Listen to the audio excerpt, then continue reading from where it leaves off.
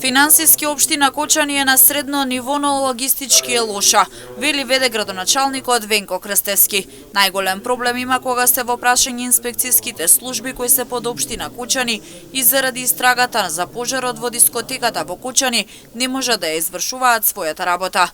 Крстевски се надева дека истрагата ќе биде завршена во најбрз можен рок, со што ќе продолжи функционирањето на општината.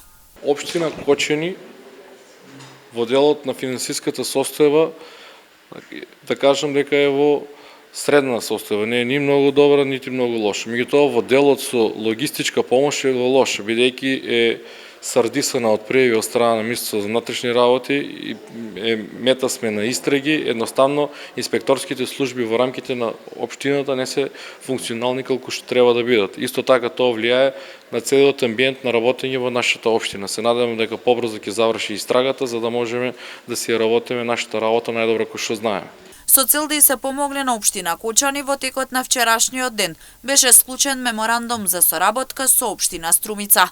Акцентот беше ставен на секторот урбанизам, бидејќи Кочани има потреба од планери, архитекти и градежни инженери, а беше потенциран и проблемот со кучињата скитници. Склучивме меморандум за соработка, истиот ќе го верификуваме преку одлука на Совет со општина Струмица во следниот период и со други општини ќе склучиме други меморандуми каде што ќе ги зголемиме и појачаме нашите инспекторски служби.